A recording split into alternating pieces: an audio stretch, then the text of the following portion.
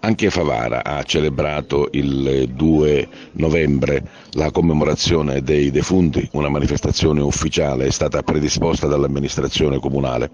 In mattinata la deposizione di una corona di alloro al monumento dei caduti di tutte le guerre in piazza Cavour, quindi l'omaggio a tutti i defunti sepolti nel vecchio cimitero di Contrada Fontana degli Angeli.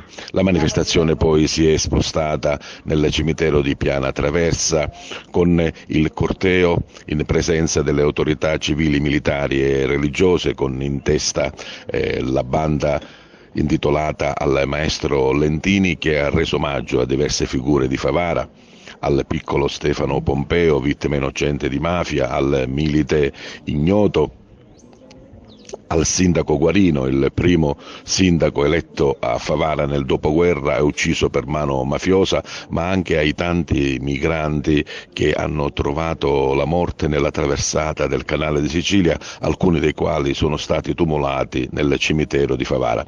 Quindi la celebrazione eucaristica.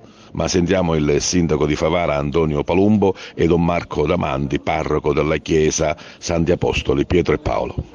È un dovere in questa ricorrenza poter dare omaggio a tutti i nostri cari defunti e alle figure in particolare. Oggi abbiamo deposto una corona al Monumento dei Caduti, siamo andati al cimitero di Fontana degli Angeli, dove l'atmosfera è sempre molto particolare e molto sentita, e adesso abbiamo finito il giro qua al cimitero di Piana Traversa, rendendo omaggio a tutte quelle figure più rappresentative, da Guarino al piccolo Stefano Pompeo, al milite ignoto, ai migranti. Questo è qualcosa che sentiamo e che va fatto, che è giusto fare. Ecco, noi celebriamo il 2 novembre, che si apre il mese di novembre, con la festa di tutti i santi. Entrambi le feste parlano di cielo, parlano di coloro che vivono in Dio, e noi crediamo fermamente, la nostra fede, che loro vivono in Dio nell'eternità. E allora questo diventa l'occasione in questo mese di ripensare anche alla nostra vita umana, no? Le relazioni, come viviamo. Questo non deve essere solo il momento dove andiamo a porre un fiore, spesso lo facciamo anche tutto l'anno, ma deve essere soprattutto il momento di preghiera più intensa, ma anche di impegno, di cambiamento di vita, a volersi più bene.